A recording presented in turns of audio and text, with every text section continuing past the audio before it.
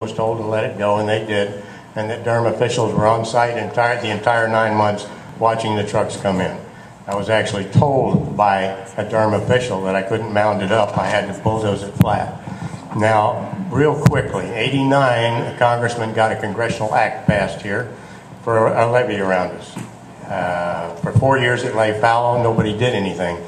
And in '93, I guess it was, the Save Our Rivers Act came in, and they said, oh, well, this supersedes it. In 2002, I believe it was, there was a congressional committee down here investigating all this stuff, and they wanted to know why that was never followed up on and why nothing was done after that to help the people out there. They tried to declare eminent domain. They sent out the paperwork because I got one of them. I've been there 30 years. And because of that, they were found out very shortly after that they could not, because Congress would not authorize eminent domain. So ever since that time, they've been fighting to get us out. My biggest problem with it, if they had said to begin with, you can't do this, it's illegal, we were not stupid people and we would not have done it. I would not have accepted the mulch. The second thing I want to say is, even though I accepted the mulch and I thought it was legal, a lot of people out there still have their mulch and have been told they're in compliance. Now, within a quarter mile of me, one man had 457 loads at an expense of $367,000 removed. The people right next door to him were the people that put the mulch in there, lived for 9 months, and kept their tractors and all their trucks and everything. They still have all their mulch. They were told they're in compliance. Another one right next to me has been told he's in compliance, but I was never in compliance. So therefore, I signed a consent agreement, unfortunately, and they're making me move it, and I'm doing that. But just recently, I was inspected out there, and he took one look at it. He said, my God, there's nothing in here but just dirt and mulch. And I said, yeah, that's correct. There's nothing there. So the illegality of the first issue is that the county allowed it to happen for 9 months and then decided to go after it. There's something wrong with that picture. Thank you. Thank you, Carlos. Oh, incidentally, real quickly, the officer that testified in the case subsequently was contacted, his superiors were contacted, and it went all the way up as far as Rodney Barreto, who testified on Channel 7 at one point, that the man answered a subpoena, he testified truthfully, end of story. He said he did nothing wrong. And that is really wrong, and I've got the memos here where 2 people, and I've got their names, tried to get him fired after 16 years for telling the truth. Carlos, Mr. Bell, would it be appropriate for me to ask Carlos to respond somehow to that, or? Yes. Okay. That would be very appropriate. Carlos? See, Carlos? First of all, in regard to the mulch, I mean, the mulch, unfortunately, is more classified as garbage because essentially after the last series of hurricanes, what happened is whatever came off the streets got essentially mulch, including plastics, a number of things. If you want to see, these are pictures here, tennis shoes, all kinds of things. So in other words, this material is not considered to be clean, first. Second of all, we brought in the police when this issue came about and to investigate what had happened.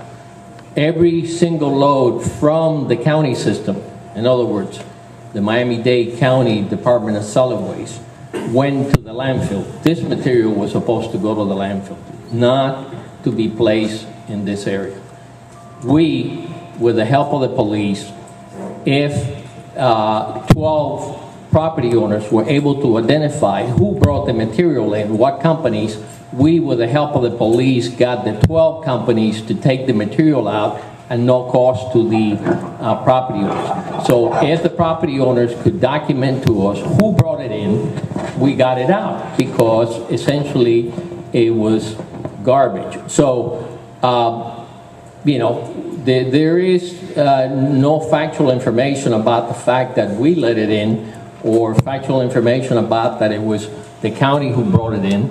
Essentially, unfortunately, some of it came from the Florida Keys. It appears that maybe some municipalities in the county, their contractors brought it in, but you know, we did everything we could to find out who put it in and to get it out. I just would like to respond very quickly. Ma'am, I think The only thing that I understand the wildlife officer said, he heard in the radio that someone said in the radio, let those trucks come in, but you know, and he could never find out. I mean, we wanted to find out who it was because, you know, that was not proper.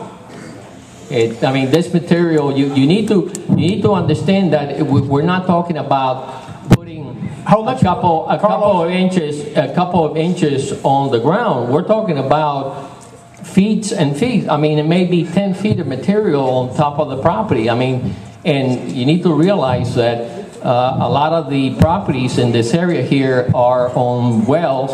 So if this material is contaminated, you could theoretically contaminate the water supply.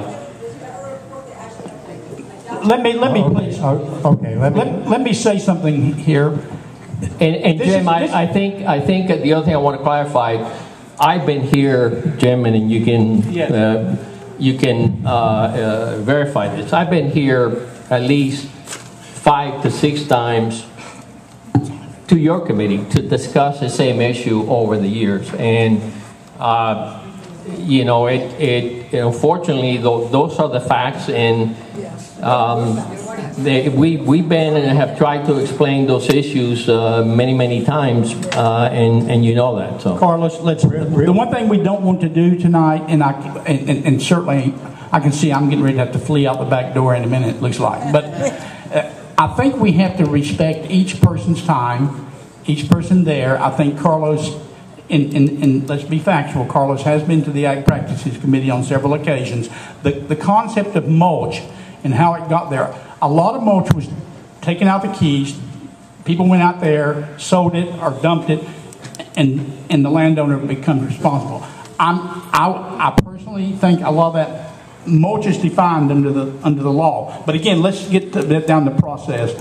Each person, unfortunately, is going to have so much time, and then we have to go to the next person. If we start a dialogue with everybody, we'll be here for hours. And I don't like to do this.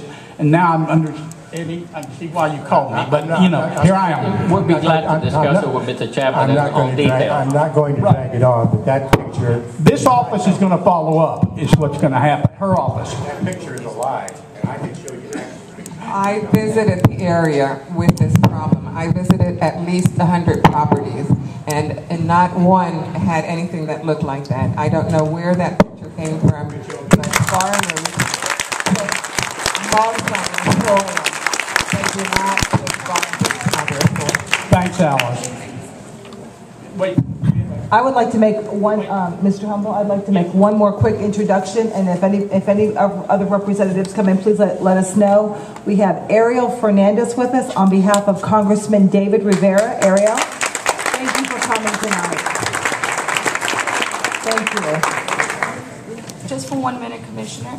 Ms. Alvarez? I was approached. Hay muchas personas en la audiencia que no hablan inglés. Si hablan español y quisieran hablar, vamos a tener una persona para traducir. There's a lot of people in the audience that do not speak English.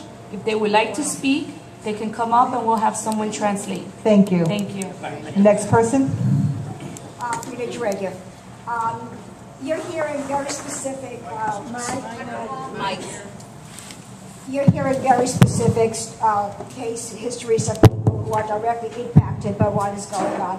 I'd like to approach this from a completely different point of view. I'll share a story with you that happened probably about 12 years ago. I'm a real estate investor. I own apartment buildings and warehouses. And I purchased an acre of land in Dade County with US 1 frontage. And after 2 years of owning it, I bought it from a friend of mine, didn't even look at it. But my friend is a pretty smart guy, and if he had bought it, he would have done his due diligence.